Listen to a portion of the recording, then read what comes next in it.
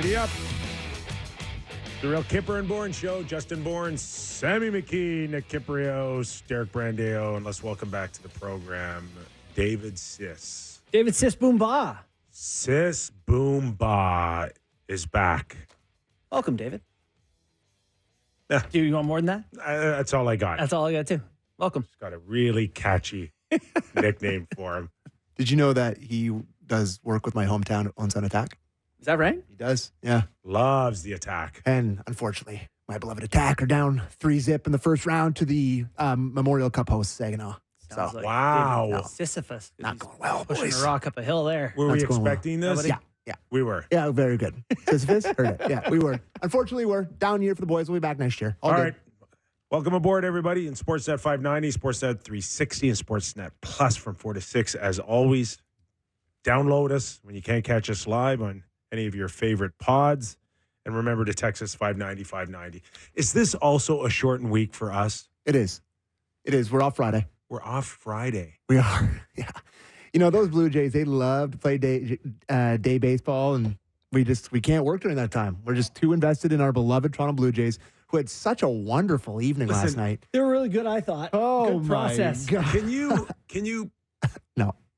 let the Jays know if they're going to kick us off the air They on got- Friday? they better get a hit. Got to get a You hit. got to bonk the ball a couple of Yes. times. Yeah. I'm telling you, not to do Jays takes, but like this offense, there's a lot of question marks coming into the season. This has a chance to be, you thought the vitriol about Dubas was bad?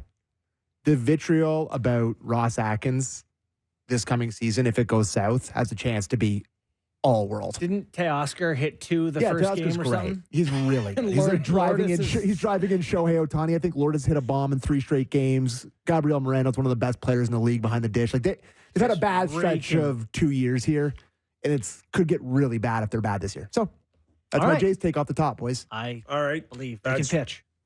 Bad night for the Jays. Yeah. Good one for the Toronto Maple Leafs. If end result is all that matters against the Florida Panthers, where Austin Matthews scored 61 and 62. Where do you guys want to start? Because at the end of the day, it's a team that you're going to face, Yeah. and it's a team that you beat. JB?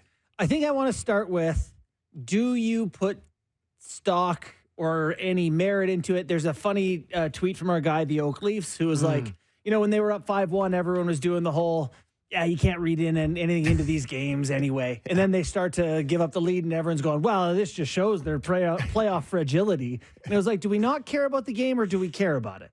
And so I go to you, Yeah, Kyper. I care. Okay. 100% I care. I sent out a tweet during the game, as I'm one to do, with the Bart Simpson, him writing on the board, and he's in detention, that I will not read too much into this game. I will not read too much into this game because, boy, did I want to read into it the first couple periods, where I thought the Leafs looked energetic and They looked physical. more invested in that game. And I thought the Panthers Florida. looked tired and not their usual offended selves. So I don't know what you thought, Kyper, but I can take a whole lot of good and some concerns or bad. I don't know where you want to categorize it, but listen, if I'm talking about a Leaf team that is trending more to the good than the bad, I buy into that even last night. Okay. Yeah. So I do didn't too. like the third period. I didn't like the sitting back, a trend that has been fairly common this season, whether we go back to the Carolina loss. Seems like there's been a lot of games where Edmonton, where they were within a post from Just- tying it. can't close out, but there's a lot of other things that I like. Yeah. And what I like the most, probably, if I'm a Leaf fan, is the fact that the Florida Panthers don't look so mighty anymore. Yeah.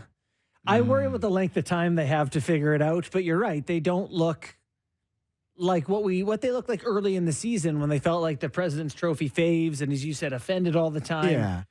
I don't necessarily think that the Panthers are going to look the same way they did on, April, whatever they start the playoffs if the Leafs are playing them. I think they'll have a little chance to rest or whatever and get riled up and they'll be inspired. I'm not counting on them to look like they have in the last 2 weeks. But they do look tired, do they not? Like it's maybe caught up to them a little bit playing that way? It wasn't too long ago where they lost all but 3 games in 20, I think, where they had this incredible stretch where we gave them first place in the Eastern Conference. We said they were the team to beat. They looked unbeatable in so many different ways, either putting the puck in the net, the power play, or the physicality, and great goaltending. Now they've come back a little bit, and they're one of a handful of teams that can look vulnerable at times. Yeah. I think at times we pick the Leafs apart. It's our job. So we do pick them apart at times. It's good, I think, to step back and be like, man, last 3 games here, they took care of business. 5-1 against the Caps, 3-0 against the Sabres. Last night they get up 5-1 and end up winning 6-4, but they look like the better team. Like they're at a good place right now, and you can see they're missing key pieces. Mitch Marner and Morgan Riley haven't been playing, and then even more supporting cast where it's easy to step back and say, I kind of like what's happening here. Ilya Samsonov, I know he gives up 4 in the end, but did you not feel in the early part of that game that he made some saves that, boy, I don't know, different goaltender in there, maybe it's a different outcome. I thought he was pretty darn good. Listen, I can make an argument that they may have lost Saturday night against Buffalo if it wasn't for Samsonov. You're right. I don't think that's an unreasonable thing to say. He was very good. So good. Yeah. All right, let's go to Sheldon Keefe for his overview of the game, and then we'll get into greater detail on what we saw last night. Pretty direct and just putting pucks at the net, and we had people there, which was obviously important for us here tonight. I thought we were really good through 2 periods. They probably weren't at their best, and we capitalized on that. And then probably a little bit of a reverse in the third. There you go. There it is. There was good support players. I don't know how much they're gonna factor in down the road, but Nick Robertson has these moments where you're like, he's gonna score 30 for someone at some point. Like the way he can skate and shoot. I know he does other things that we're less sure about, but pretty good support play, I thought, from the Leafs last night. Well, when you factor in Matthew Nyes had a good game. Yeah. Holmberg looked solid. Yeah. So these depth players are looking a lot more comfortable for sure. Just to get your my thoughts on Nick Robertson is that he looks like a guy that's getting sick and tired of being sick and tired. Yeah. And he's just going to go out there and play. He's going to hunt down pucks. He's going to be more forceful for a guy that doesn't look that big and strong, and more assertive. Yeah. So his movements are a lot more confident. He's quick. Very quick, and we saw that on the breakaway. Yeah. But I don't know if it's going to be in a starting role game 1, but it doesn't matter. Yeah. It doesn't matter. What matters is that if he feels whenever his number is called upon, and he can find a way to contribute. That to me is the key for a successful team in the playoffs. What happened when the Habs, the year they beat the Leafs, they scratched Cole Caulfield for the first 2 games of that series? Remember that? Where everyone was like, why isn't he playing? And there's a big uproar about him not being in the lineup. And then they started him in game 4 or game 3. He missed the first couple. And then he came back. He was inspired. He got hot, and he was one of the keys to their longer run. Yeah. I think there are some parallels where you sit him out for a couple playoff games, you need a jolt, and you put him in there, and he gets a couple, and he never comes back out again. Yeah. I will say that I've been one of the bigger Nick Robertson. I've been critical of him, but I think he looks a lot better than he has, and I loved him last night, except for the third period where he wasn't. Turnover there. I don't mind the comparison, but it's just unrealistic that Nick could come in to play that type of role that Cole Caulfield did back then. The opportunity won't be there. It won't be there. They have too many top guys. But I see your point, and I think there's something to be said for a guy who you can see a world where they're not going to get some offense for a game or 2, and he does come in and there aren't many guys that when they get the puck, whether from distance or whatever, if he gets a look at the net, it's almost like Austin Matthews in terms of shooting. He can't create the shots as well. He doesn't get the opportunity as much, but his ability to put away an unscreened shot's up there with some of the elite guys. So, yeah, you can see him being involved here. Funny talking about Robertson like this because we're starting the show talking about him, and Samsonov, a guy who I think I've probably been the hardest on this show. And I mean, you're a fool if you don't change your mind after a certain amount of performances. Yeah. Like, he's been too good for me to think that he's anything but the guy. Game 1. I'm back. Okay, I'm not. Oh, come on. No. I don't want to take anything away from him. He deserves to be the first guy in the net. Game 1. Okay. That's all I'm saying. I don't think he's going to trust him still. No, that's all. Okay. No. So that's all I'm saying. I'm with you there. He could be a fish out of water, and we're not going to put on our surprise faces. Not at all. So so we're at the same place. Same page. Steve Simmons asked Keefe last night, one of the last questions in the scrum, alluded to the fact, like, if he's making your decision for you, sort of thing. Like, he asked him that question, and if you want to play the response to it, if you want to go to clip 7 there, Derek. Perfect. Well, I think he's definitely getting close to that in the sense that he's the goalie of record to help us win the first playoff series in a real long time here in this city, and there's that first of all, and then the other part of it is him to find himself with his game, and he's certainly done that. Another good effort for him here again. It's a tough third period for our group and for him, but made some big saves for us again here tonight. He's certainly building lots of momentum. Joe Wall got experience last year too, and he'll be hungry. And our job is to have 2 goalies thriving and being ready to go when the playoffs come. Hey, he called him the starter. Yeah. Listen, he's a goalie of record. He knows there's some people in that room that are really dumb, but not that dumb to suggest anything but. Yeah. So, as we said, a couple days ago, it's his to lose. That doesn't mean that out of 8 games, I don't know what you need Wall to get in. 3, maybe? Does he get minimum? Does Wall get tomorrow night? Yeah. No. Why not? No, I'm playing him against. You can't. Maybe Saturday then. Yes. You Saturday in Wall Montreal. Saturday in Montreal. Yep. If you're setting the stage to make one guy feel good, though. Then Wall's going to get the worst team. He's going to play well. You guys are going to muddy the waters here. There's no guaranteeing, but there's no like we can make an argument either side. I know. But it is interesting. They said that, he's basically making the decision for me. What do you say? He's certainly moving in that direction. Yeah. He's the goalie of record.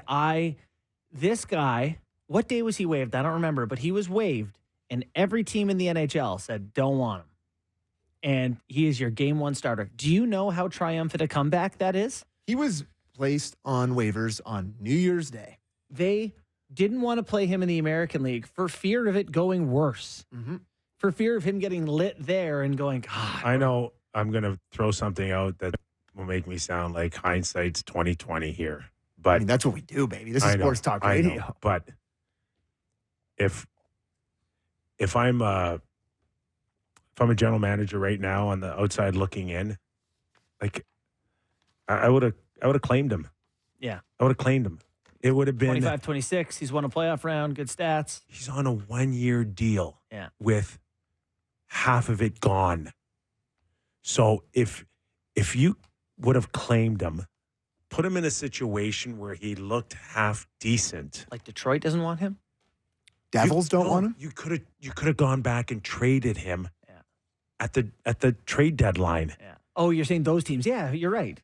And if he would have got to the point where he looked really good, and if you're LA, Jersey, right? Detroit. Jersey, you knocked on the door of Markstrom. You didn't get him because the price was too high.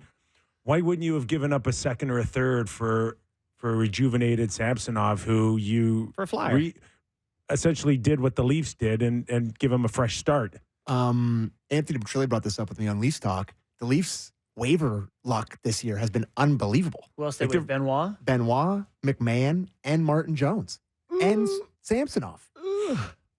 And they all 4 of those guys got. If Dubas is here, they all be gone. That's a reasonable take. Like Jersey, it's hard not to think. Jersey, how could you not have put a claim in for a guy that's on an expiring contract that beat Tampa Bay last year in the first round? Because you're like a flyer. Because you're like, he's no better than Akira Schmid, who maybe is going to turn into. God, Samsonov's young too.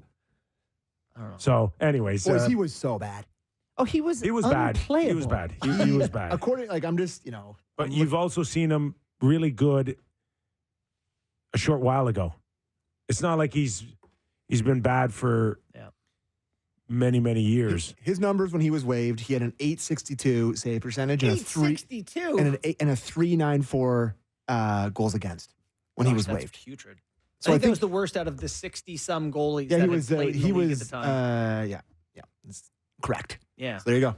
Anyways, Other positives that I saw last night as well, and just to go on our theme of supporting cast, like Matthew Nyes. Yeah. So here's a guy that has been thrown in coming out of college on a number one line, and hey, turn yourself into Chris Kreider right away. Yeah. By the way, it didn't happen. The numbers are really good considering you're a rookie guy coming out of college, but the expectations, I think, were the bar was so high for him. It was just unachievable, and that's why it feels at times that he's let maybe Leaf Nation down. Mm-hmm. But in reality, he's having a fantastic rookie year. He really is. 21-year-old who's got, he's got 12 goals and 30-some points and plays a lot of minutes. Does he hold on to the puck every once in a while? Does he turn it over in opportune times? Yes. But that's all part of the learning curve of being an NHLer. And he's one of those guys that can break it open in a moment. Like, he doesn't need to be great, but he'll get some chances too. Like Robertson, he can put it away. did you want to hear Keefe talk about that line and Robertson? He was asked about Robertson and the guys he played with. It's a good clip. Number 6 there, Derek. Huge goal. Huge goal. Loved it. He's got that game-breaking ability. It's what you love to see. We talked as coaches before the game here today. I was going to put that line in some tough spots tonight on purpose and see how they could handle it. And some of it really good. That's a great moment in the game. They had a couple other really good moments. They obviously scored another goal in the second period. They're on the ice for 2 goals in the third. And again, I'm kind of purposely putting them in some tough spots and having them work their way through it. That's part of the growing pains. You got 3 first-year players essentially all on the same line. It's a tough opponent over there, but they'll be better having gone through it tonight. That's interesting. So, were you pissed that they were on the ice in those situations? Because I was thinking to myself, like, why are they out there? And then he answered it post-game. I even noticed they had, like, the Reeves line. By the way, I thought Ryan Reeves was very good last night. He's skating way better than he did the first part of the year. But also, I thought it was notable that line was out there protecting leads. And then one tickled the twine. The one thing that does bother me about Sheldon doing this is, like, there's 9 games left. It's almost a playoff. Exactly. Like, couldn't have done this in November. December. This is what an 82-game regular season is for. Mm-hmm. Now you want to give them these moments, right?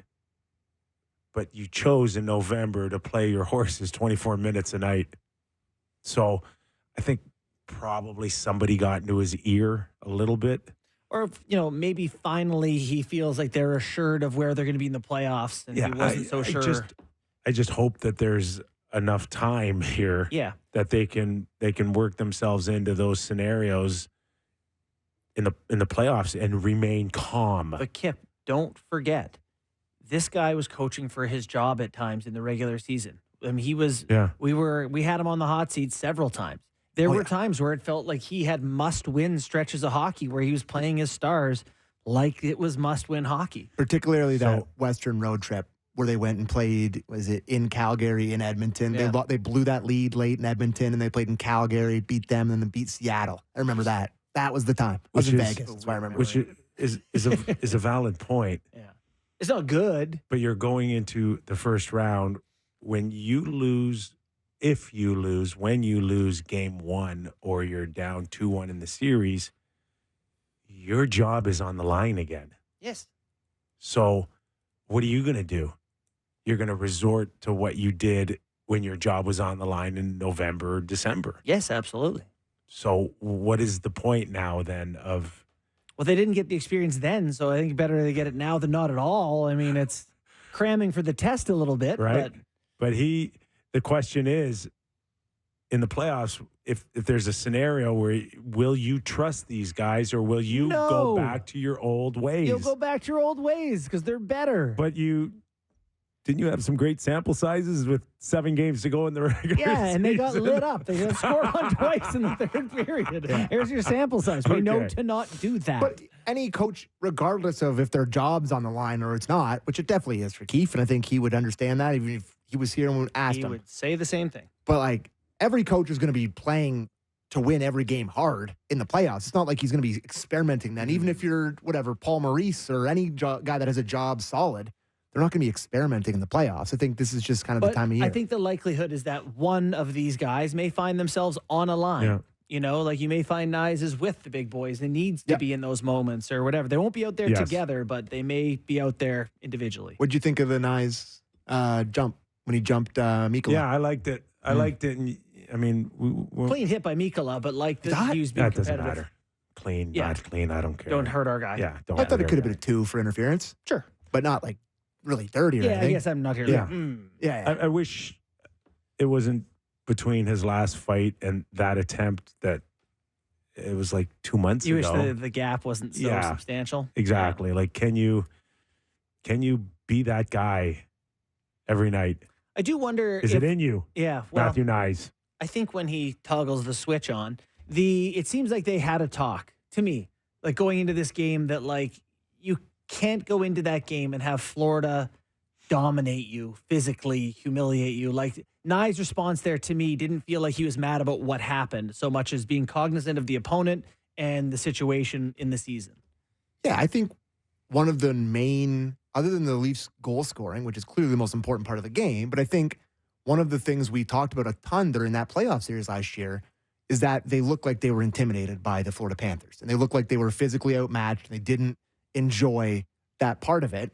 And watching that game last night, like, I couldn't help but think that the Leafs looked far less intimidated in terms of the physicality. Like, Well, they're just a different team. they are, and they right? feel different and in that mindset. way. But it is, even though it didn't look that way, for a good portion of half the season, like the blueprint was drawn out by Brad Treliving that he wanted a heavier, snottier team. And although it took a while to arrive, I thought that was another different look last night, regardless of a bad third period, that they weren't intimidated. They didn't get run out of the building. It wasn't a Kachuk and Bennett show last night where you're just eating a crap sandwich.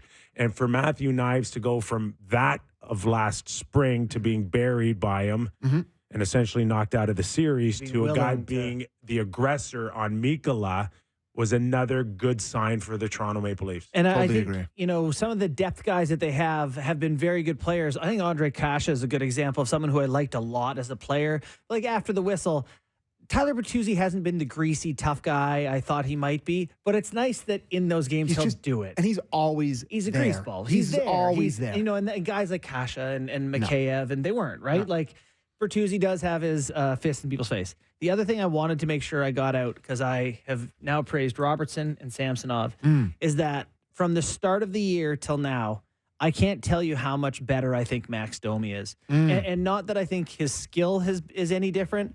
I think his commitment to the defensive side of the puck, to being F3, to coming back hard is really good. And I think you can play him on a line that cares about defense. Like, I think he's responsible enough now that I would put him on a line. Like, I trust him now. And so that, I know I'm coming out with a lot of, I've changed. I trust. I'm a new man today. Yeah. But I just really feel like he's matured as a hockey player.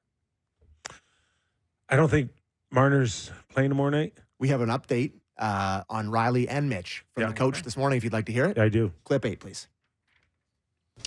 Morgan will be available for us.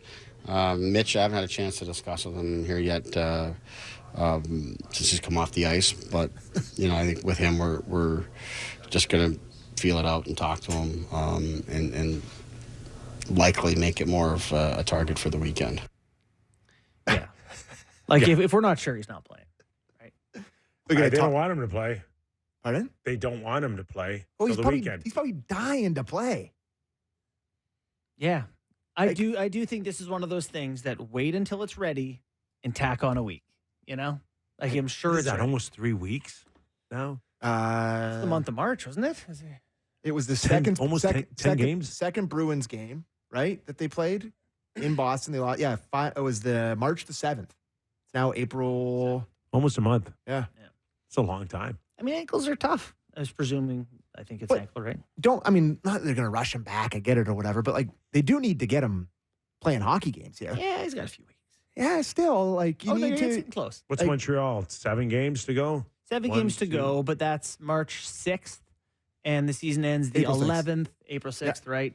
Season ends the 17th something, and they play on the 20th. So it's good. It gives them 2 weeks. All right, we cannot. Oh, Riley, you by know, the way, let's- just quickly before we move Yeah. on, Riley, Leafs now 4-0 again without him. God. just stay on positive, please. But it is just one of those things. It's like, God, how big is the sample size going to get All before 4-0 again. Like he's like, could you guys just lose one? taking hell? All right, if you're going to go this negative way, Sammy, then let's talk a little bit before we break on the third period. Oh, my God. We should, Okay. that's pretty We important. can't. You cannot go I the can't first believe we block went without. 26 minutes. I know 26 minutes without Okay, mentioning a third period. I lied. They're 3-1. They lost the Devils. that's better. Yeah. I feel better. I'm an idiot. All right, let's go to Sheldon Keefe on his third period last night. Clip 2. Clip 2. We stopped moving the puck with any sort of efficiency, and just kind of lost our energy. We lost what we had going well for us in the second period, especially. And in terms of what I put into it, I don't like it, but it's hard for me to put myself in their shoes. Up 4 goals in game 74, and you're getting ready for game 75. So, we did enough good things through 2 periods to be able to have enough of a cushion to afford that, but obviously you don't like it. What changes for you when this happens Yeah. to them? Just a lot of negativity, a lot of negative thoughts, negative vibes. Mm-hmm. They become timid or scared to. I think they stop making plays. Like, I don't think it's Yeah. about they're not banging it off the boards. Well, they enough. make bonehead plays too. They chase behind the net, and they get dumb. It's the best way I can describe it. But to me, it's like, there's this thing, you're up in a game and you're supposed to make the simple play. But that doesn't mean that you can't look for a good play. And a lot of times it becomes just give it back to them and let them come back at you. Or they make a lot of plays earlier in the game and try to, hang on to the puck a little bit more. If I was, if this hasn't happened in the past, what I would say to you is that they're missing 3 of their top 6 defensemen. They're missing 2 of their most defensively conscious forwards in Marner and Yarncroc. And they're playing Nick Robertson and Yeah, but even Matthew when those Nyes guys and have been in Holmberg. the lineup, I know, we've seen but, like, meltdowns in yeah. the third But period. last night, to me, it was more about just who they were playing and situations and less about like history. Mm-hmm. It just thought like Ryan Reeves was on the ice to close the game, basically. They hadn't, Robertson was on the ice twice to give up a goal at the end. They're trying things out here. I don't think last night was as much about ghosts and, them getting nervous as it usually is in the other game. All right. Is that fair or no? Yeah. And like the goals, we've praised Samsonov, not the I didn't like best. the not you the didn't best like ones. the Sam Reinhart goal where he's got No. all day to find a guy in the slot. Didn't love Bennett's either. It's from distance wrist. Samsonov's was a bad goal he gave up Yeah. to Bennett. And that's allowed. Right. So we'll give him pat. Well, Is it on? it is. Okay.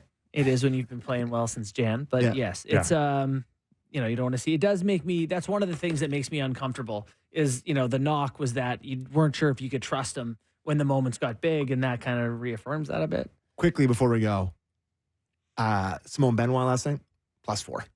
+4. Simone, how does he not have a milk sponsorship yet? How is he not brought to you by the Farmers of Ontario? Big Milk? Big milk. What? What's the connection? You don't know Oh. he's a big milk guy? Haven't you seen this? He no. drinks milk every night before bed. The Leafs did like a segment with him. They Yeah. put 5 different milks in front of him, and he could sort them by different percentage of milk fat. He's a milk guy. Really? Grown man, glass of milk before bed every When's night. the last time you drank a glass of milk? I don't know, it's like I like it in my cereal every once in a while. Yeah. Well, you don't sit, you don't pour in a My pint glass, though. granola. I'm not sure I can tell you the difference between 2 and 3%, though. Yeah, this guy's drinking it out of a pint glass like a child. I love it. But I think, I heard you guys on Friday talk about what Simone Benoit is. But, again, he looks pretty good. Like, he's pretty young still, and to give him on that contract, and he's gotten back into the lineup and looked good.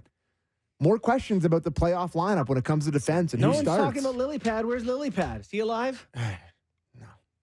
He Sure is- haven't missed him a ton. He's turned the closest thing into Jake Muzzin. Who? Lilligren. Benoit. Oh, For sure. What are we doing? Lily pad. Well, he disappears sometimes. That's all. That's what I thought you meant. Okay, we'll take a quick break. When we return, Luke Fox, NHL writer for Sportsnet.ca, will join us. Further, a deeper dive into the Toronto Maple Leafs as they get ready for Tampa Bay Lightning tomorrow night. Don't go away. It's Nick Kypreos, Justin Bourne, Sammy McKee, Leaf edition of the Real Kipper and Bourne Show. Let's welcome in Luke Fox. Luke. There he is. Luke. Darth Vader. All right. How are you doing, guys? I think We're it good, was. man. I think it was. Sorry for your intro today. I am not your father, Luke. What's going on, man? you know- Every time we get you on the show, you get a day off. You I notice don't have a that? day off. What, Oh, the Leafs I don't canceled have a day off. practice. You got the day off. Oh yeah. Oh, But I I'm caught still you in a writing. lie.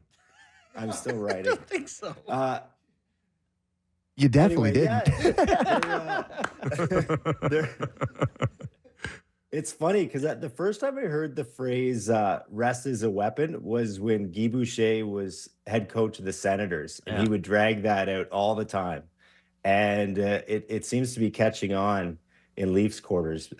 Sheldon Keefe was saying today that, he loved how they responded from the New Jersey game when he called them out. They actually didn't practice, to your point, Nick, about them canceling practice. They didn't practice after that Jersey game. All they did was go over video of all their mistakes, and they came out and had a fine response. So that's kind of given the staff some confidence that maybe, hey, maybe video is okay at this point, just because their schedule is just so packed and everything they're doing right now is with an eye toward the playoffs. So they're prioritizing rest over practice. But yeah, the original plan was to have a full practice, and they just chopped it, sent the guys on exercise bikes, and went over some tape. That's good. Hey, you know what else is a weapon? Good cardio. So I hope they're staying on top of that, not just not practicing anymore. Looking at the standings today, waking up, and you're looking at all the playoff races, wild card spots, who can creep in. You look at the Leafs and where they're at. They're now 4 points behind Florida with a game in hand, and they play Florida again. Is there some thought, and frankly, they're only 6 back of Boston with 2 games in hand on them. Is there any thought that this would be worth pursuing for them? Does it make a difference if they get up there? It doesn't feel like a priority. No. And what's interesting to me is that in past seasons, Sheldon Keefe has made it public that winning the Atlantic Division was a priority. I think he was kind of using that as a carrot, realizing on paper they have the talent. They should be able to win the division. They should be able to, vie for a President's Trophy. So I think, after a few playoff disappointments, he was kind of using that as something to shoot for, to try and make the regular season more meaningful.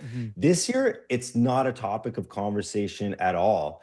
And it was interesting. Paul Maurice brought it up yesterday when we were at the rink, basically saying, is home ice even an advantage? You look at the Panthers and the Leafs, their road records are fantastic. Their home records, not so good. So do you want to kill yourself to get home ice advantage when you're playing a team that's good on the road and you're good on the road? I don't know if it matters that much. I mean, you want to be feeling well. You don't want to go into the season on a 5-game losing streak. Like, you want to feel confident. But standings wise, it might actually help the Leafs to start on the road with a fresh set of mind and feel like an underdog. We're talking to Luke Fox, who does a terrific job covering the Toronto Maple Leafs for Sportsnet.ca. Luke, not to take anything away from the Leafs in those first 2 periods, but were you and some of your colleagues in the press box watching the Florida Panthers last night and going, this definitely isn't the team that they were 6 weeks ago. Yes. And the record will reflect that. I was working on a little something on Tarasenko, and it's kind of funny, they make that ad, and on paper it looks great. They get him at a bargain because he holds a full no move and can kind of force his hand to Florida, but he's been a bit of a funny fit. He explodes for 3 points in the third period there. And they looked a little bit more themselves in the third, and that's probably partly the Leafs kind of stopped moving their feet as well. But the Panthers have looked a little off, and it's going to be interesting to see how that affects their postseason, because so much of their run to the Cup final was built on the momentum of them feeling like they were playing playoff games for a month. They felt like they had to scratch and claw into the postseason. So then when they finally got there and they drew this, supposedly frightening one seed in the Boston Bruins that had just set records and everything, and everyone counted them out, they were already in playoff mode. And so if they go in like this, kind of middling their way through the stretch, I wonder if that could have a negative effect on them, because you're right, Nick, they didn't look like the fearsome Panthers that they had shown through not only the playoffs last year, but the beginning of this season. So we got some updates on some of the guys the Leafs will be presumably throwing in Florida when they get to playoffs. Morgan Rielly going to come back on Wednesday, it sounds like. Mitch Marner, we're not clear on. What about Timothy Liljegren? I still don't even know what injury he has or a timeline or what they're looking at there. Yeah, they say upper body, but they've gotten really secretive with the injuries. So Morgan Rielly, the plan is for him to return. And he was asked point blank during their avail today, and he said, yeah, it's nothing major. It's nothing I want to talk about. He shut down. He didn't want to say how he got injured in Raleigh. They're not going there. It's all of a sudden, we're in playoff month. So everything's under lock and key. Mitch Marner sounds like probably Saturday now is where they're leaning towards. But yeah, Liljegren, it's going to be weeks. It's not a day-to-day situation. But what they're hoping for is that he gets back in at least one of those two games, the back-to-back final week of the season, squeeze him in so he's not coming in cold. But yeah, they're not specifics on the injury. I don't know, and they're not saying. Not sure, Luke, if there's even enough games in the regular season left for Samsonov to lose his status as being game one goaltender for the Toronto Maple Leafs. But is there any inkling that you have at all on how many starts they're going to give Wall between now and the end of the season? And we know they have 3 more games against Florida teams. Yeah, I think it'll be probably an even split. I would for sure start Wall tomorrow against Tampa Bay. Some of Samsonov's worst outings were against Kucherov, lit him up, chased him a couple times back in the fall. Plus, Samsonov's just played 2 games, 2 wins. Wall's been sitting for a while. So I would absolutely go back to Joseph Wall tomorrow against the Lightning. And I expect a pretty even split. I think you're right. I think, Samsonov definitely has the lead. Sheldon Keefe was asked about it and said that it's close to being, a foregone conclusion that he's the number one. But if we've learned anything from watching the Toronto Maple Leafs crease this year, we should know that nothing is guaranteed. So let's see how the final 8 games here play out. But if they were to start tomorrow, I would start Samsonov 100%. But they want both guys feeling good, because I don't think you'd have to stretch your mind too far to imagine both guys appearing in the series. I also, there's got to be a 30% chance Martin Jones plays, or like 20. He'll get in again in the regular season for sure, won't he? I would think so. I mean, if fans recall how they finished the end of last year, they were calling up guys from the Marlies. It was like full load management because their playoff position was locked and loaded. So especially because their last 2 games are against Florida and Tampa, 2 teams they could meet down the road. I think you just prioritize health over everything. And so that includes the goalie. And Martin Jones is sitting there healthy and ready, capable. I wouldn't be surprised for him to get in one of those games. And presumably, like if one of these guys who's injury prone gets injured and the other guy has a bad game or 2, like he legit may play. So that makes some sense to me. Special teams are an interesting topic for the Toronto Maple Leafs. PK, kind of warming back up. It's been pretty bad this year. PP been pretty good this year. Kind of ice cold. Where are we at on the state of their special teams? A real sore spot. Yeah. Yeah, and what's fascinating is that it's flipped over the last week to 10 days. So I'll start with the positive, and that's the penalty kill that's finally getting some traction. They had a bunch of meetings about it, and Sheldon kind of said, to be honest, we probably should address this sooner. And some of us reporters were like, yeah, you're in the bottom third of the league all year long. But it's good. I mean, it's finding some traction at the right time, and that's without Marner, without Yarncroc. Part of it is, that Bobby McMahon was saying is they're just more aggressive. They're thinking less. They're reading off each other a little bit better. Underlying all this, I think Samsonov has been phenomenal. He's been their best penalty killer on a lot of nights. So there's that too. But they're no longer the playoff team with the worst penalty kill percentage. It's on the rise. I think they're 15 for 15 or 16 for the last 16, something like that. So that's a good story. On the flip side, the power play has gone ice cold. And a lot of that is probably you don't have the engine there on the flank in Mitch Marner. That's part of it.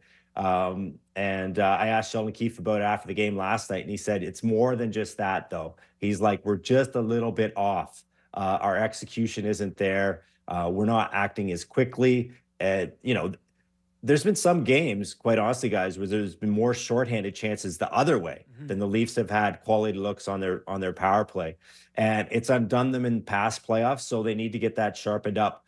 Maybe it starts tomorrow night now that Morgan Riley's coming back because, God loved Connor Timmins, but you don't want him running your PP1. No. So eventually, when everybody does come back healthy, Luke, who's on the outside looking in? Because we've seen two versions of the power play this season for the Toronto Maple Leafs. One that includes John Tavares and one that doesn't. And where is Tyler Bertuzzi in all of this on a power play scenario once the games really start mattering in the playoffs?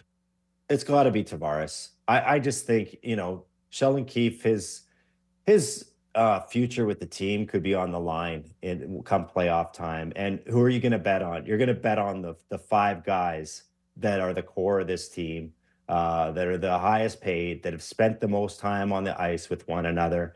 I really look at the Bertuzzi thing as a midseason thing to help Bertuzzi get going. And excellent coaching by Keefe. If we're going to criticize him when he does something wrong, we got to praise him for doing something right. I think giving Bertuzzi some time on PP1, what played a factor, it wasn't the whole thing, but it played a factor in him starting to put some pucks in the net and starting to get his confidence up. And it came at the right time. But when push comes to shove, the same. We've seen this in the past too. It's like, okay, we'll try Klingberg on the point. We'll try Rasmus Sandin on the point. But I think when it really matters, we're going to go back to the five guys we've always seen running that thing. So I know you spend every waking minute dissecting the NHL club, so not expecting an in-depth scouting report, but they signed Jacob Quillen, a guy out of Quinnipiac, who scored the goal in the Frozen Four game to break Matthew Nyes' heart, right, to win the national championship. They got the kid. And now teammates maybe next year. Could be. What do you know about this guy? What are your thoughts on this signing? Yeah, I don't know a ton about him. I don't watch a lot of college hockey. No. We asked Matt Nyes last night, actually, and he said he played one game against them. It was the championship game, the worst game of his life, basically. But, good on him. He said, we'll welcome him to the organization with open arms. What I do know is that he was highly sought after, that last offseason, the Bruins actually invited this kid to their development camp. And they were all over him. And they were one of many teams considering signing him. So, I leave the scouting reports to the guys who follow that much closer, that level much closer than me. But hey, you get another exciting guy, undrafted. He's free, right? Free agent, doesn't cost you anything except less than $1 million a year. Why not take a flyer on him? And you also keep him away from a rival in Boston that also had eyes for him. I'll give the Toronto media 6 weeks, and this guy will be the biggest untouchable there is in the history of Maple Leaf Kyper, you're the media. I know. No, I'm controlling you guys. This is like a daily... You guys are the hype machine of all hype machines. All right, Luke. You're untouchable on our show, man. That's for sure. Thanks for doing this. Thanks, Luke. All right. Thanks, guys. Take care. Sportsnet.ca's Luke Fox. Books. Our boy Bukala, Jason Yes. Bukala, has an article on this Jacob Quillen. Okay. Sammy and I both text Books because we just wanted to scoop on this kid. Yeah. Books loves him. Like engine, work, center. He won Defensive Player of the Year in the ECAC in his conference. He won champion or national player of the tournament in the NCAA. We want a quick scouting report from the Pro Hockey Group. Let's hear it. From Bukala. Quillen finished 18th overall in NCAA scoring in 23-24, 17 goals, 29 plus 17, 55.9 faceoff, averaged over 20 minutes ice, all situations in playoffs NCAA tournament for Quinnipiac. He's the kind of player who can be deployed in a variety of roles. Quillen plays quick and fast, tracks up and down the entire 200 feet. He scored several of his goals from between the hash marks in the middle of the offensive zone and around the crease via tips and rebounds. A relentless competitor who extends every play along the board and battles for positioning in the trenches, boys. He doesn't cut corners defensively, rotates very well in the PK, and jumps to loose pucks quickly. No discernible holes in his game at the college level. Projects as a solid third-line NHL forward who plays with detail and could provide better than secondary offense. Kip talked to 6 weeks of Toronto media. I'll have him there. We just did it in 6 minutes. He also enjoys fishing in the off season. That's and likes fast cars and fast women. Love this guy. If you want more on him, just read Book's article because the best in the business. Go get your Quillen jersey. Yeah. We're in. Okay, what do you think's wrong with the power play? Mitch Marner's not on it. That's it? Yeah. You got Nobody passed. There's one guy passes the puck. over $30 million without shooters. Mitch Marner. All shooters. No one can. Nobody wants to pass the He got puck. $1 million It's bucks to the top, it's Connor not that, Timmins. honestly, if I'm not being glib, they can't get it set up in the same way. Nylander's good on the entries. Mitch is excellent on the entries. They are having trouble, to me, getting it across the blue with possession. So they're not having the prolonged ozone time they need. This to has get the been shots. a very big problem over the years for Sheldon Keefe. What? The power play. When he's needed it most over his tenure as a head coach of the Toronto Maple Leafs, it has failed him miserably. Absolutely. Now, last year, they're 26% in the regular season. They were 25% in the playoffs. Is the first year they haven't been down 7% or worse. And in what the happened playoffs. last year? They didn't win. They went around. Yeah. So right. it worked. Yeah. And then they went ice cold in the second round. Hey, Ice. we should mention Growlers. Yeah, I wanted to just mention. Yeah, just quickly, the ECHL affiliate of the Toronto Maple Leafs This is not good. This is really sad. ceases operations today. Newfoundland is Where the done. Leafs just stroke a check and buy them. I don't know. I don't know how this works. Do they not use them? Do they not use them as a Sure they feeder? do. Yeah, sure. they have. Newton, but the thing is, it is 10 times more difficult. You know, it's not an easy place to get in and out of in the Yeah, it's winter when you need to. expensive, too. And yeah, calling someone up. It's like, sorry, there's a snowstorm. They lose millions on the Toronto Marlies. Yeah, I'm sure they do. But that's, you know, you develop one guy and you make that money back. That makes sense to me. The ECHL, it's hard to, like, Newfoundland had an AHL team, I don't know, 7-8 years ago. Great fans, I know. great hockey town. I played a game there. Did you? I did. Yeah. Yeah, I mean, it's an awesome place, and I feel for their fans. They deserve a team there. It's just really not a practical solution for teams, not an efficient Yeah, thing. it's but sad. It's sad. Yeah, I don't know what to say because it's sad. I get that it's not an efficiency, but boy, that's a good hockey market. Yeah. Great place to have a team, and I'm really sad. I loved going there. Yeah. Too bad. All right. Just one last note on specialty teams. Tampa Bay comes in with a very hot power play. I want to just check where they are first in the NHL. Almost a 30% power You play. will get the ultimate test on the PK. Well- there. Florida was good at they're top 5, but I don't know what's going on with them. But Tampa comes in feeling a lot better than Florida did last night. You know what's going on with them? The Leafs penalty kill is just too good now. Can't touch the puck. Defense. All right. We're just getting warmed up here. All about the specialty teams on the Real Kyper and Bourne Show. Who do we got coming up? Jamal Mayers waiting outside the Mayers, studio. waiting outside. In-studio guest. As we continue and we go national on the Real Kyper and Bourne Show. Do not go away. All right, let's go national on the Real Kyper and Bourne Show. Nick Kypreos, Justin Bourne, Sammy McKee, and our in-studio guest, Jamal Mayers, former NHL forward, Sportsnet hockey analyst, one of the busiest guys going right now. I love it having an in-studio guest. Yes, So much better. it is. Can't drop the connection.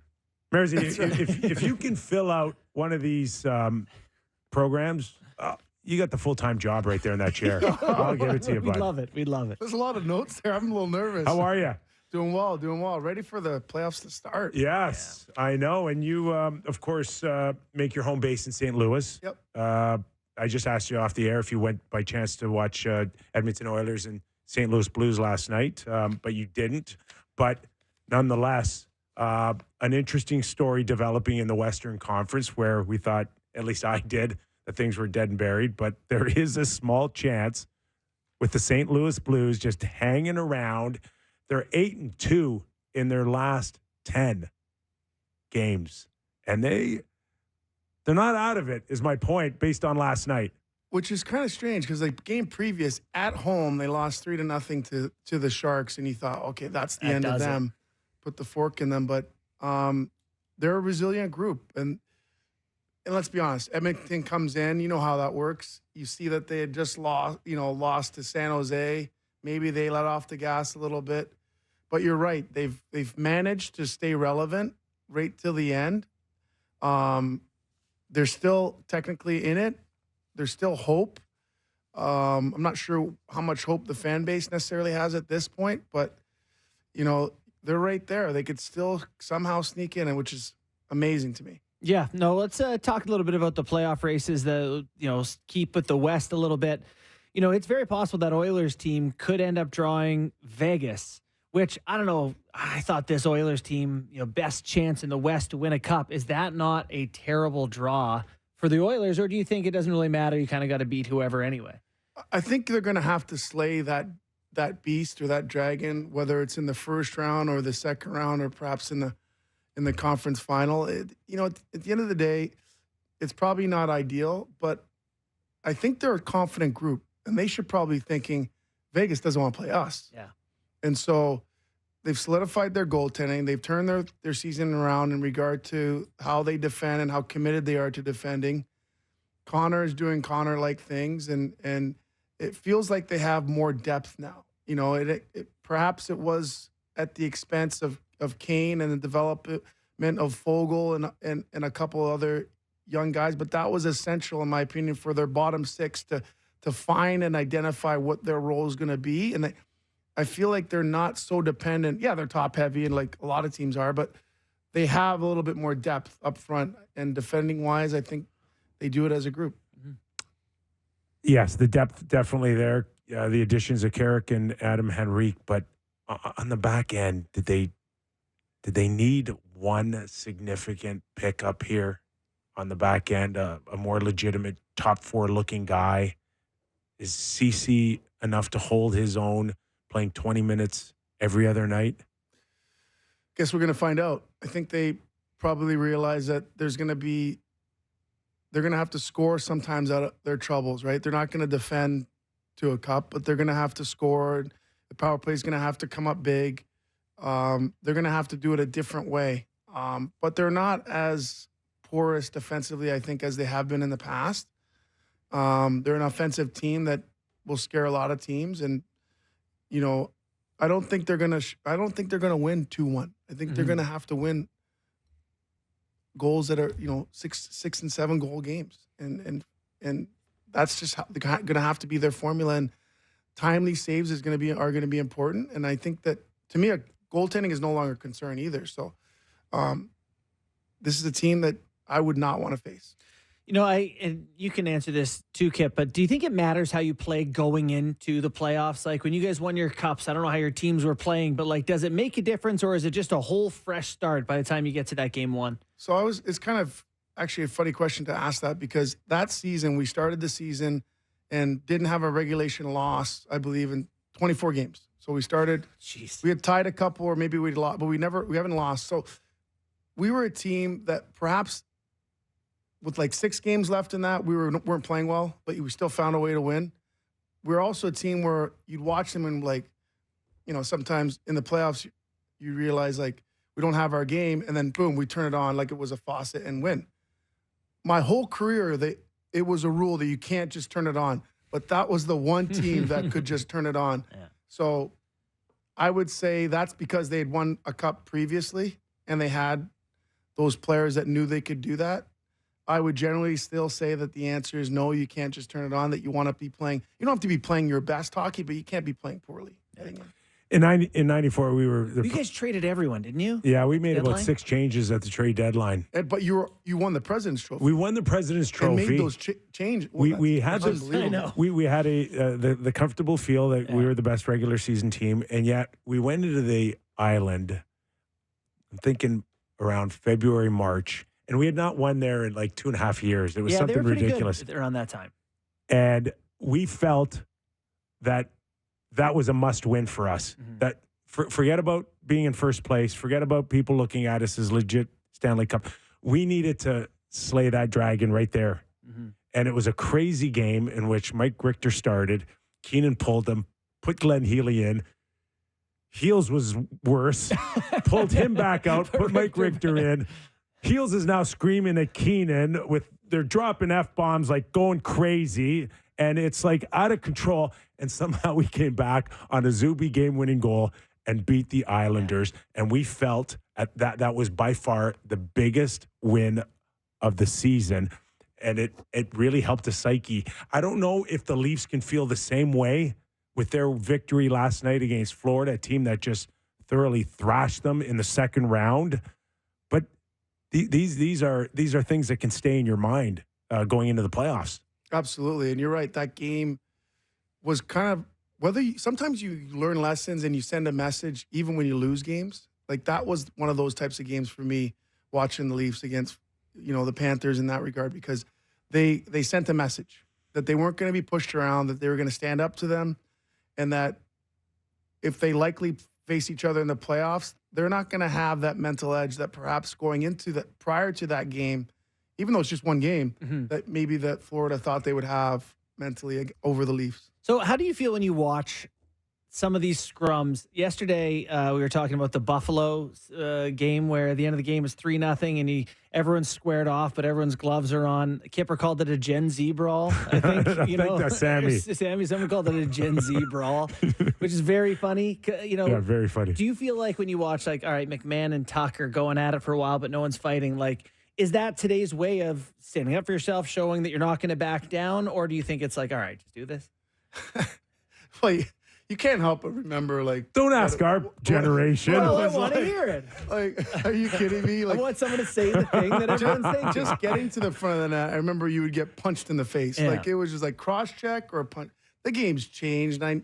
I would rather they just skate away from each other than do that. I don't think it shows anything. Because my thinking was always, if you're alone and you drop your glove or drop your stick and you're punched, like, that's... Once you get to 2 1,000s, it's probably time to fight or not to fight. Well, I said the same thing yesterday. It's either just don't or do. But the middling thing is the strange part. That part I don't. I'm like, okay, that's enough. Yeah, fair enough. Cole Perfetti scores the game-winning goal, snaps a losing streak for the Winnipeg Jets. A huge victory for them, just to start feeling good again. But can you see a Jets-Colorado first round, speaking of tough matchups?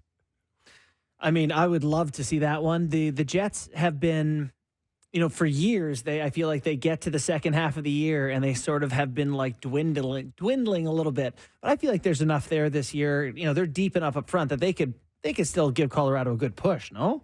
Yeah, it's funny because I'd done a game there. I did the game on Saturday against Ottawa, and previously I hadn't done a game there or with their game for, I would say, 3 months. 3 months ago, I legitimately thought this is a Stanley Cup team. Yeah. Because they have arguably this season, I think, the best goalie in the NHL. Has better numbers than when he actually won the Vezina this year.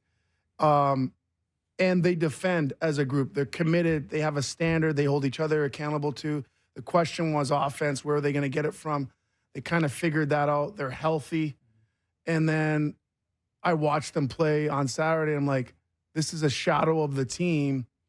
And I start to wonder, okay, is it hard to continue to play that your way all season long and they're going to ramp it up when it matters here in a week and a half? Or have they fallen off a little bit and other teams have caught up a little bit? I still think that they're going to be a really tough out, but they're one of the teams that I would point to and say, it's not trending in the right direction for them. And you're right. This isn't the first time. This has been a yearly thing for the Winnipeg Jets. And it's very strange because when they're committed to defending, it's like they get impatient at this part of the season. They're like, I don't know if they're looking at their numbers and they're not happy with their own personal numbers or whatever it is, but the formula works. That's the frustrating part, I'm sure, for coaching staff and leadership is it works. We had success. We're one of the top teams in the league. Let's get back to that. So I'm sure that's a lot of what the conversations are about. Mm-hmm. Detroit with a huge 2 points against Tampa Bay. And I'm just wondering, though, is it the Capitals' spot to lose here? Honestly, I like Detroit's. You do still. And I know Washington has a game at hand. I can't remember all the games and the matchups, but I looked at it, and they play, I believe, Montreal twice. You can have that if you like. Yeah. Or you need to check it out. I'll just say I know their path in the rest of the season is easier than Washington's. Yeah. And that sometimes is helpful because they should win 5 of those 7 games. And they get to play Washington one of those times. So I think the path is set up in the right way for them. I don't know how the heck that Washington's even in this mix, but they are. Their coaching staff has to be commended. I just think Detroit's going to find a way to get it done based on their schedule. Yeah, I'm watching that game last night, the Islanders-Flyers game. So there are obviously a couple of teams who are in the thick of it. The Isles blow it with 9.5 seconds left. End up going to OT, and they do score the OT winner. But, boy, they needed the Flyers to not get a point out of that en route to whatever. The Flyers have been stumbling a little bit down the stretch. I'm curious your thoughts on Tortorella and how he's handled things. Obviously, the Couturier thing has been a big story. But even last night after the game, he called them soft. He said the only guy who played last night was the Russian goalie that they put in the second period. Like, he's all over this team, trying to squeeze the last bit out of him here. Is it helping or hurting how much he's got the pedal to the floor for the Flyers? I don't think. Listen, he's a very smart hockey guy, but I'm surprised he hasn't realized that it's not working. Right now it is. And then changed his direction and how he wants to motivate. I get it. They've been floundering, but I think as a veteran player, if I were on that team, I would be thinking, he doesn't believe in us. I see it as panic. I see it as nervous. I see it as not the proper type of energy. And I wonder if his team, the players, are feeling that negativity as him doubting what they're capable of versus challenging them. Like, there's a difference. They're not. It's not resonating as a challenge. It's like, oh yeah, maybe he's right. I think he's not getting what he wants out of the group.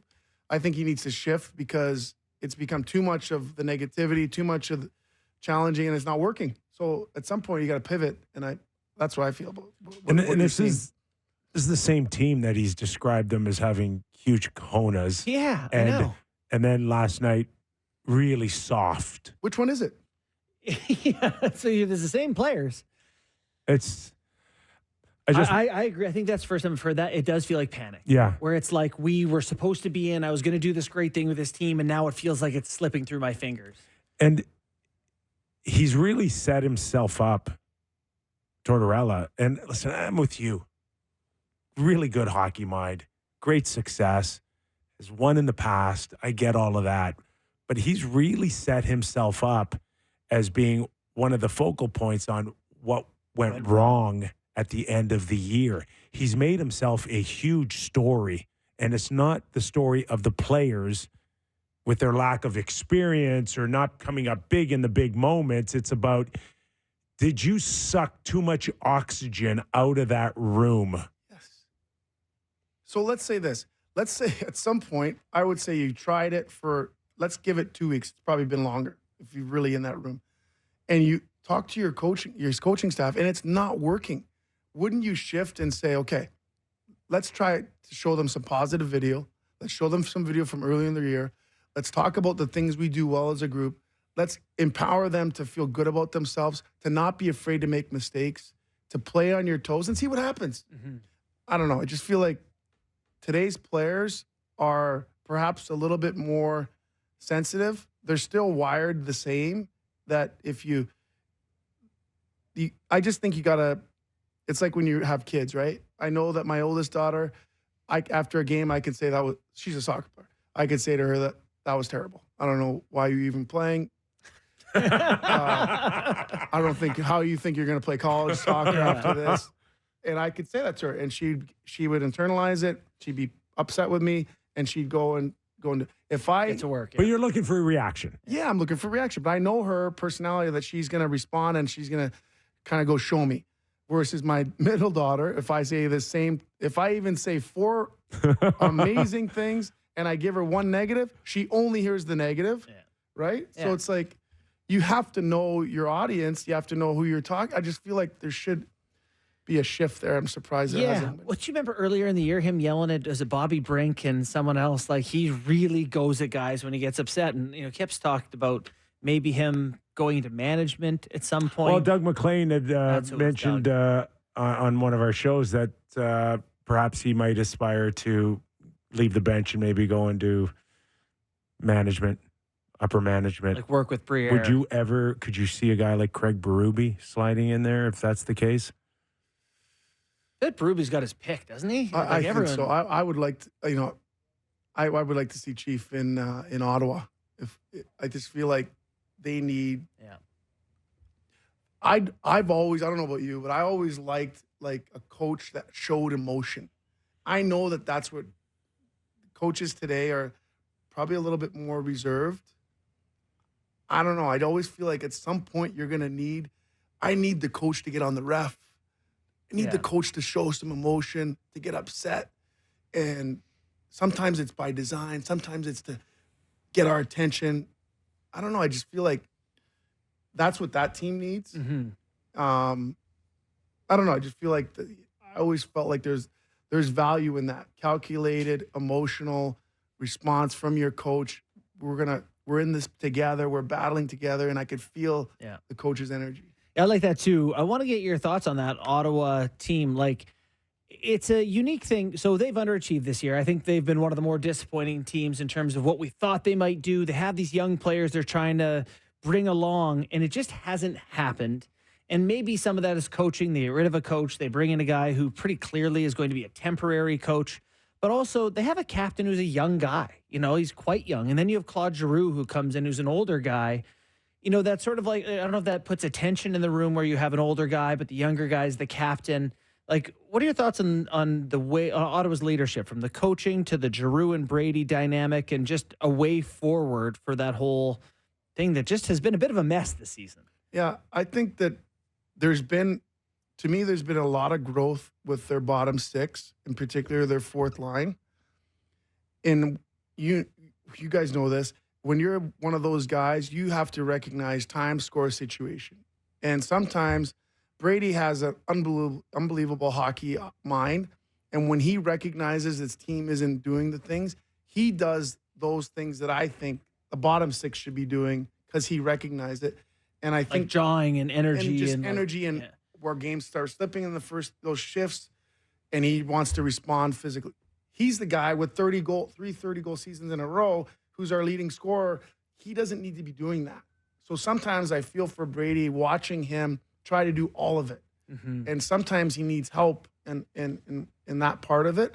So I think that's important. I also think, I know perhaps they're Stevie Stais. I know Stevie Stais is the right guy. He's a smart hockey guy.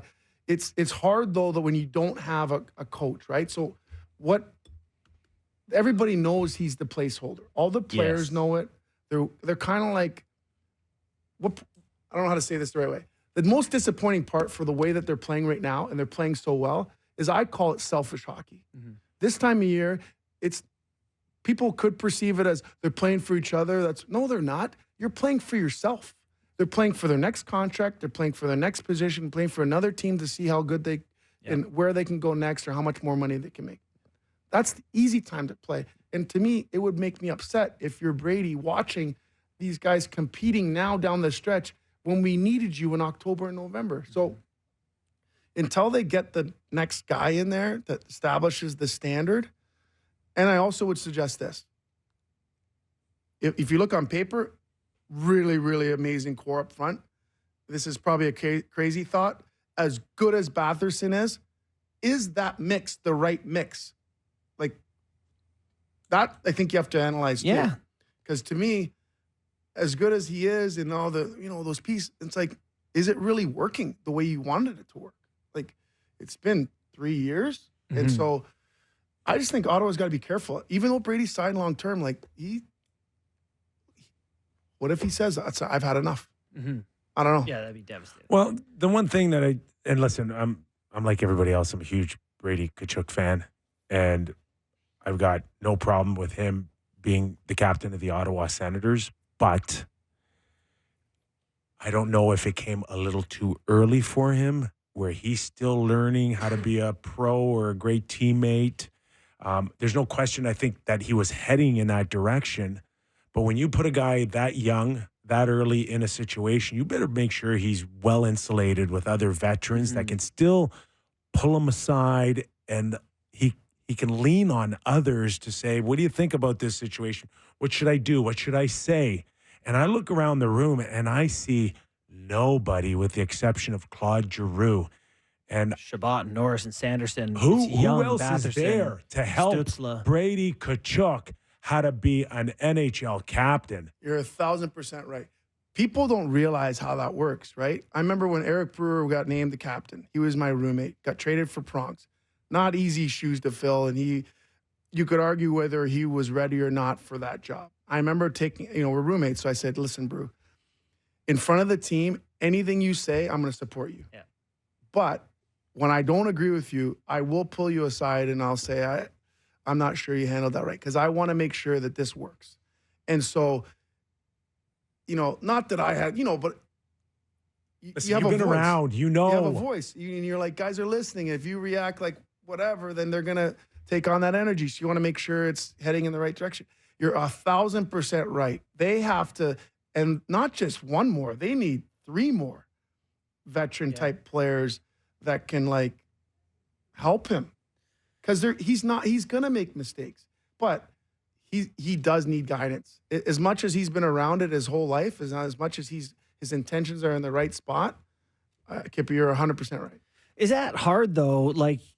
Some veterans, they sign 3 veteran guys this summer and they come in and they say, hey, Brady, maybe this, maybe that, whatever. That's tough. I think it takes some humility as I'm the captain of this team. This is my team, kind of don't tell me how to run this show. I guess it's not saying it can't be done, but that's a hard dynamic, isn't it? It all depends on who's coming into that room and what have they done and how well respected they are. Yeah. That's a hand-picked guy you're talking about. That's not just plucking somebody for the sake of saying, oh, you've spent 10 years in the league. You got to do your homework on who's coming in. And listen, Staios or Andlauer, the owner or somebody, can also go up to Matthew Tkachuk and say, hey, listen, there's still a lot of growth in your game here. So be wise to listen to this guy, or, have this guy take you under his wing, because he can teach you how to go to the next level here. Yeah. Oh, and I think that he's a smart enough kid. He's a very mature kid.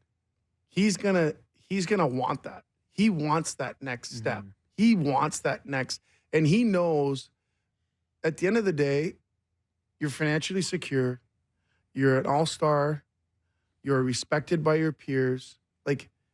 He's missing the one piece, the winning piece. Yeah. So, I think, and I also think he is a humble enough kid to realize, listen, no one wants to be called out in front of the group.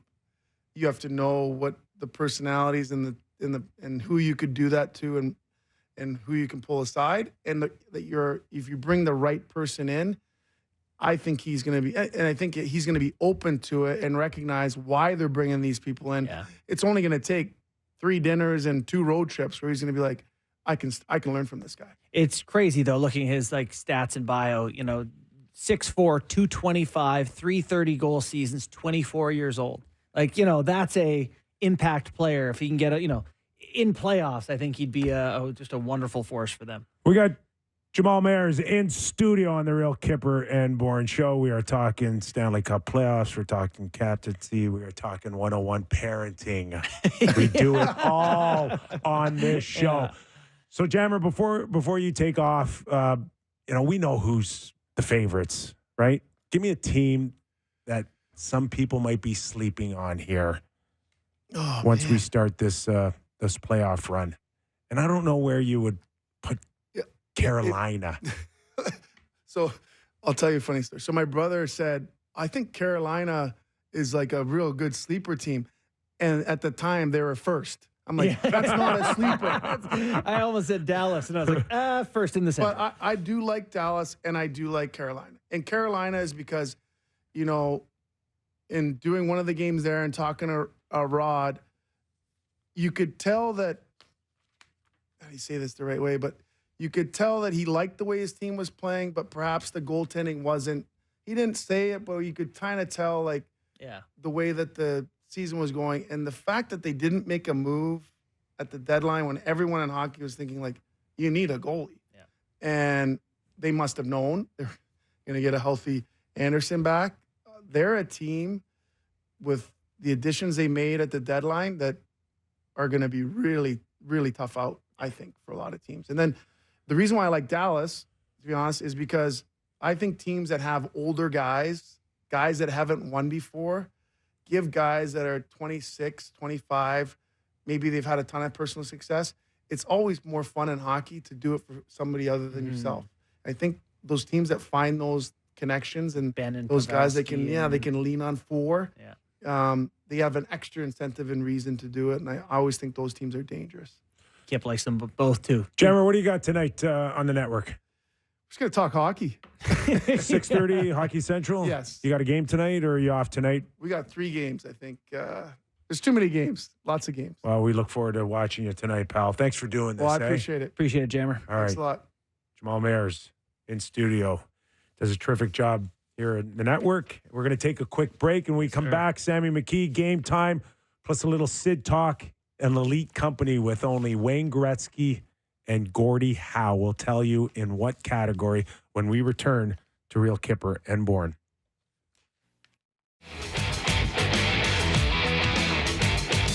Let's welcome in our Sammy McKee back in the producer's chair where Jamal Mayers sat moments ago and did a terrific job. Kip tried to hire him as producer. Sorry about that. Too busy, though. Too busy. Wouldn't want to fight him for it, that's for sure. Big Mitch. Oh, my God. It like crunched my hand. Did you like the captaincy conversation? I did. I love the conversation about Brady Tkachuk. I think there's a lot to that and what you're talking about. And we've heard kind of rumblings out of there about that sort of thing. But I think the Brewer following up for Pronger thing is a very salient point. It's tough. That age, man. Not everyone's Sid. I don't know. A few years ago, there's some around me, I think at Sportsnet, even like 4 or 5 years ago, where people were talking like a captaincy's overrated. No, it's crazy. just a letter, and it's like had those conversations with people. I'm like, what are you talking about? Yeah. This is like a huge part of your identity, your makeup, what you're about. You need somebody to rep 25 other guys in the playoffs here. Yeah. There needs to be a listen, face, that a guy's- leader. He's the face to the media. He's the liaison to the coach to let them know what's going on in the room. He's a lot of things to a lot of different people, and it's not just here's the best player, put a letter on him. It's a Alpha dog. It's a responsibility. Game time? Game time. Game time. All right, boys. It's game time. Presented by Bet365. Visit the app for latest odds and find out why it's never ordinary at Bet365. Must be 19 plus. Ontario only. Please play responsibly. Now, Kyper was asking me about to do something in game time. He was talking about the big awards because we're getting close to that time. Is that what you wanted me to? I think a lot of people are feeling like, I don't know, is still wide open for you with half a dozen games to go. That I mean, meat on the bone here to win an award, or is it done? Wide open for the Hart Trophy. Art Ross wide open. Obviously, that's not voted on. Norris Trophy, is there movement now? Has Yossi got himself in there? Has Makar got himself in there? So Bet365. Ekholm. People are talking about Ekholm. Wow. Yeah, they don't. Bet365 does not agree that it's wide open for We the do Hart. not agree. We do not agree. Minus 350 for Nathan McKinnon to win the Hart still. Kucherov plus 500. Connor McDavid plus 550. Austin Matthews all the way up to plus 2,200. Plus 550, Connor McDavid. Yeah. He's going to lead the league in scoring and 100 assists. 100 assists. To me, 550? That's a good number. I'm looking at this and what this gives me. We talk about how there's some teams that don't have a ton of talent and expanding or whatever, but the top end of the league is breathtakingly good. It's so good. I mean, Austin Matthews is in the conversation to score 70 goals here. He gets 2 last night. He's Needs 8 in 8 games. 8 in 8 games, which he has done many times in his career. Yeah. He's plus 2,200 to win the Hart. Like, how many years are there that the guy that would be that far down with a potential 70-goal season? It's just the top of the league right now. There are unbelievable talents. Yeah. It's amazing. That Kucherov conversation yesterday moved some people. The All-Star game thing, people had some reactions to that. I think Kuch made a point that some people are like, oh, I never thought of that. Maybe I don't hate that as much. Good old Oatsy. Oatsy. I think Oatsy and Cooch set it up because he's coming to Toronto right, the night before. That's why he was so keen to have No, I'm just joking. That was me that asked that question. But hey, good timing for Kucherov to come back to the scene of the crime For sure. with a good explanation on 10 why he points tanked. tomorrow. Maybe somebody will ask him. Maybe Luke Fox will ask Almost him. certainly will be Luke. So the Norris Trophy that you mentioned there, Quinn Hughes is minus 500. Done. Cale Done in their book. McCarr is plus 400, and your boy Roman Josi, most underrated player in the league according to Kyper, plus 2,000, so 20 to 1. So they think it's over. 20 to 1. Mm-hmm.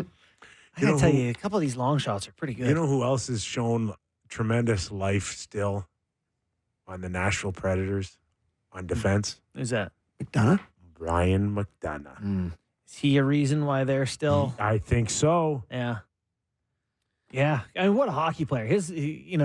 When they won the Stanley Cup, probably the most underrated contributor on that team. He must have blocked 6,000 shots that playoff. So there you go. Did you want any other futures there, Kipper? Are you good with that? I'm good. All right. Just quickly look at the lines for tonight. There was a game that I wanted to bring up. The Vegas Golden Knights and Vancouver Canucks tonight in Vegas. I saw a video of Tomas Hertl skating in a white jersey at practice, which usually means I can play hockey again. Yeah. So the Vancouver Canucks are plus 105 in Vegas tonight. I like the Canucks plus 105. So give me that tonight in Vegas. So that's the only one I want to bring up. And that was Game Time, presented by Bet365. Visit the app for latest odds and find out why it's never ordinary. Bet365 must be 19 plus. Ontario only. Please play responsibly. And just as a reminder, Real Kyper and Bourne always brought to you by Bet365 as well. All right, boys. Sid Crosby. I don't know if you caught last night the show he put on Broadway, but he is sick good. What? No, you're right. It's just How do we have this conversation without the other conversation? I don't know, but I'm just saying that this guy has got a signature redirect move that is like something that we've never seen before. Yeah, he's able to. It's like a cutter. It's a four. You know what I mean? It's like it comes across an angled redirect that almost can come off like a shot, but it doesn't. It's like a 70-degree. Yeah. It's just a bizarre. It's like a club in your bag you've never seen before. It's like a cheater club. It's like an infomercial club. They're like, it's the 72-degree double. It's like, what?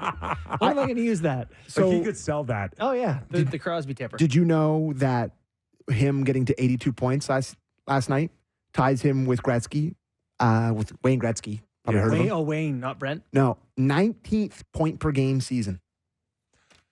How at 17 and a Gretzky and Sid Crosby. Sid at 19. So I think how we'll talk about it without talking about next year where he's going. Where he's going. I mean, listen, I don't know what I'm saying here, but I've mentioned this to you guys on the show before, and this is where, for my generation, like every generation's like, he's the GOAT. He's one of the best players of all time. and people like push back on it. It's the old guys say no, the young guys say yes. It's like LeBron versus MJ, all these different things. Montana versus Brady for a while was a thing. To me, he is on the Mount Rushmore of hockey. He is one of the best 4 players in the history of the game, and Sidney Crosby deserves to be talked about in those conversations. He's one of the best in the history of the game, a top 5 guy, a top 4 guy, if you will. He's unbelievable. I'm only going to ask you this one question because of him. Okay. Are we sure they're out of the playoffs? Oh my God. What did you just say to me? Yeah, I'm just looking at their schedule. There are God, no. I'm not sure. there's 16 points still on the table for them. I know Washington's going to have to go in the tank and Detroit's going to have to go in the tank. Not even. They need any of Philly or Washington to go in the tank, either of them. But like it's Sid. So Wyshynski put out a tweet today about the current probabilities to make the Stanley Cup playoffs from Stathletes, that he has them at 4% to make the 4%. playoffs. But listen, their next 2 games are against New Jersey and Washington. So that's the season right there against Washington for sure. They win a couple of games there. It's the reason it's such a low number, Sam, is because there's so many teams involved. Mm-hmm. They're only 5 points behind Washington with a game in hand on Philly. So 2 games in hand on Philly, who's 6 points up on them. Catchable teams, we'll see. They'd have to get red hot. It's unlikely, Kip, but yeah, I can see how they could get to 90 points. I'm putting all my feelings about Kyle Dubas completely to the side. There are a few things that would make me happier than a Sidney Crosby red-hot run to drag the carcass of the Pittsburgh Penguins into the playoffs. 13 points in like 5 games. He's unbelievable. He is tied for top 15 NHL scoring in his 19th season. I just don't want people to be like, but this guy. Just full stop. He's one of the best all time. Yeah. Top 5 guy. And, what a competitor. The man. Yeah. The absolute man. So, And this is a guy that we were questioning where his future was, right, with the concussions. Yeah. Mm-hmm. I wonder if we get a sponsor for our daily, massage of Sidney Crosby. Well, we had to do it that way, or else we'd be like, where's he going to play next year for the 100th time? Jiffy Lube brought to you. Whoa. Can we focus on the 70-degree hockey stick that he's going to I'm just sell? selling products over here, boys. But yeah, you mentioned those times those years he missed, and I think I've brought this up on the show before, but without those years missed, and the talk about the chase for Ovi for beating Gretzky. Points. Yes, 2,000 points. Very viable. 100% would have been a chase for it. Because what is he at now? He's close to 1,600. Yeah. Anyways, it's just, there you go. So in that playoff race, the Islanders sit ahead of them 79 points. The Red Wings, 82 points. The Capitals are in with 82 points as well. So it's tight. Tight. There was a rather large game last night between your New York Islanders and the Philadelphia Flyers. So we don't often do this. First of all, I put a clip in there that I didn't tell David Sisboomba about, so he's probably going to be pissed off about me. I don't even think I told Derek about it, but he can check it. We did a full scrum of a coach and the reporters. This is a 2-minute long clip of John Tortorella addressing the reporters after the game last night. If you guys, are you ready for that? Oh, 100%. Here we go. Scores that goal early in the second period. You guys had all the momentum, and then things kind of came to a stop. What was your assessment of where things sort of... Soft. One guy played, the goalie. How encouraging is it that he came in like that cold and was able to... Terrific. He's the only guy that played. Is that pretty surprising, considering you said, you trust your team, you don't have to tell them or remind them, and then they do that? You're finding things out here, okay, when these games are at a whole different plane, okay? It's still regular season, right? But it's a whole different plane. So we're finding things out. So after the last game that was kind of what you felt like wasn't a great performance. Are you concerned at all that tonight it kind of lingered again, that you just said it was a soft game, per se? Not the whole game and not the whole group. There are certain people that they don't have a clue how to play or just don't have it in them to play in these type of situations. And this is why I'm glad we're playing them. I'm glad because we have to figure things out as far as what we're going to become as a team here. That was embarrassing in the second period for the Philadelphia Flyer uniform, the way we played. Embarrassing. High marks as far as how we came back in the third. Some guys. With regards to Ivan, why did you make the decision to bring him in, and how impressed were you in his performance tonight? I wanted to bring him in. It just didn't look right with Urs, and I'm totally impressed. I put him in a hell of a spot. And he's the only goddamn player that played in the second period. No. That's Wait, hold on, one more. A couple days off before you started back-to-back. Is that kind of what you were talking about over some guys need some rest, or is that you just want? Yeah, we can talk about that too. Rest, this, that, the other thing. If you don't have enough balls to play in these type of games, rest doesn't do us any good. Doesn't do us any good. We suck. We haven't forechecked. We haven't done anything. What happened to their cojones from earlier in the year? They lost you all. say we had big balls. Yeah, the Balls. marble sack broke. They're all over the floor. I like him again. You like him again? I love that. I think I can separate the Couturier stuff, which I hated, but him doing that, I think is totally fair play for a coach. Like, I think that's, if you feel that way, you're allowed to go and then lean into it like that. I guess I'd agree with you if it wasn't just so torts being torts. And again, there's a certain element of attracting attention for himself and being the subject and being the most talked about guy. And that's the part that bothers me. If it was just a one-off, Sammy, It's fair. It's fair. but not what seems now like every other week. How about the line, they don't have a clue how to play? About his guys, like in, big games down the stretch here, he's talking about his players. They don't have a clue how to play. You're the coach. You're supposed to have a clue how to play. It's great that you're learning about these guys as you go or whatever, but to me, if I'm in the dressing room, well, what chance do we have down the stretch if we don't know how to play? There are certain people that they don't have a clue how to play. Like, that's It's heavy the NHL. stuff, I know. I'm pretty sure they have a clue. They have a very favorable schedule. Their next 3 games are Buffalo, Columbus, Montreal. If this thing really melts down and you do a look back on the Philadelphia Flyers, I point it right into the direction the time Sean Couturier was named captain of the Philadelphia Flyers. That's when it derailed. When he was named captain or when he Yes. was scratched? No, when he was named captain, because the scratch came right after. Yeah. And I don't know what happened, but from 30,000 feet above, it looks awfully like a coach that was told who his captain was and didn't like it. Mm-hmm. And behaved like a brat about it. You know what's really fascinating? Do you know who their last game of the year is against? Washington. Wow. Capitals Flyers play on April 16th, and presumably they're going to be in a dogfight down the stretch here. The Flyers only have 6 games left. Can you see Keith Jones and Daniel Briere doing another year of this? I hope Keith Jones coaches game 82. I hope by the time it all derails. Great point. It's been like, if we're really talking, it's been a bit of a circus here for the last, even since the. Well, hold on though. The Flyers were supposed to be garbage this year. They were basically tanking. He's going to take them into the playoffs and you're going to fire him? Yeah, Balls. you are. Yeah, you are. Just based on all this circus? Think it's Yeah. that much? Yeah. Yeah. Well, think back to the Gauthier stuff and People him were talking about this guy for killing Jack the- Adams 10 minutes ago.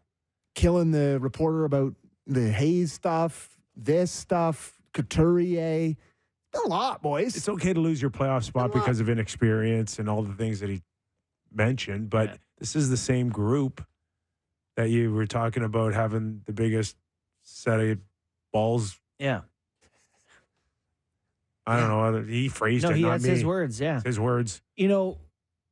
What I think would be really a big factor in my decision making, where let's say they miss playoffs and I'm Jones and Briere, is if you're on the team this year and he's talking about you this way, and it's hard having a coach like this. You played for Keenan.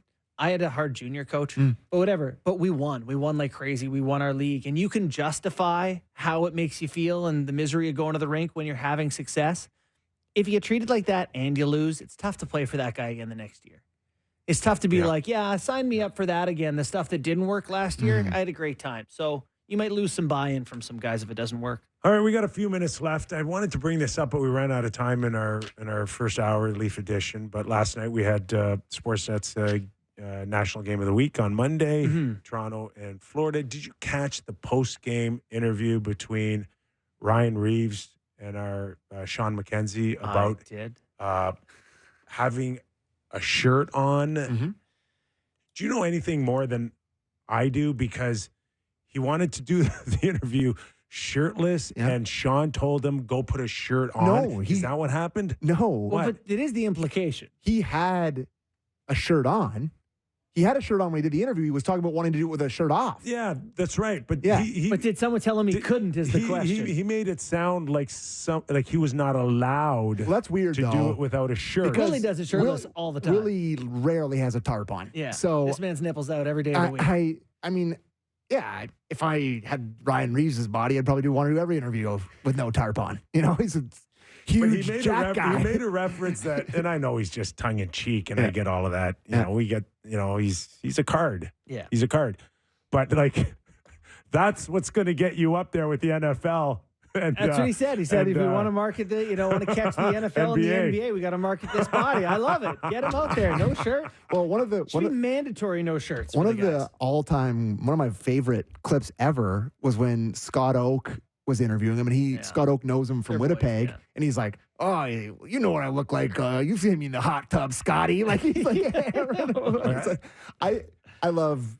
Like, I feel like Ryan Reeves, I would love to hang out with Ryan Reeves. I don't know what he's like, in the room. Seems like a boisterous guy. Seems like a lot of fun to be around. Could we take this show to another level if we did one show shirtless? It'd be bad for us. I don't think we would have more shows. I think Sportsnet would just... I don't think I would stop laughing if I looked across and saw nothing but skin. Boys, I got to hit the gym if we're doing that. I would need to get in front of a light box of some variety. You can see my veins through the way it would reflect off my white, it would be like, people would be, oh my God. Oh, it'd be like... Not be good for our show. Dipping you in vanilla. Tarps off. I do love a good tarps off in the summer, though, boys. I love it. You're a big tarps off guy? Big time. As soon as I can, I will. Like to drive You're a tarps sleeves off. guy, I know that. Oh, yeah. Really? Oh, yeah. That's a type of guy, you know. Well, that. if you're going on like a long road trip, it's the summer, windows are down, get the tarp off. Great feeling. Just listen to the nitty-gritty dirt band driving. All right, I'm putting it back on the rails here. Sorry. Washington at Buffalo tonight. Jeff Skinner, if I'm not mistaken, playing in his 1,000th game. That is correct. The only player in NHL history to play 1,000 games and Zippo in the Stanley Cup playoffs. I feel for him because no one is talking about the accomplishment that is without just the Astros. Crazy. It's crazy. It's crazy. A lot of bad luck. 14 years, and he's got the same number of NHL playoff games as you two. I know. It's pathetic. And I don't know if he's going to get him. He's got 2 years left on that 3 deal. more. Get out of there. Oh, yeah. Who's going to take on 9.25? Buff's coming, boys. Buffalo's coming. Oh, yeah. Here come the Sabres. I'm not having one more of these combos preseason, Here come boys. the Senators and the You Sabres. just zap me before we have this conversation. Our thanks to Sportsnet analyst Jamal Mayers and Sportsnet.ca's Luke Fox in our first hour. Another 8 games on tap tonight. Pick yours. And we're back tomorrow on Real Kyper and Bourne. If you get a chance, give us a rating and review. We'd love to hear from you. Have a great night, everybody.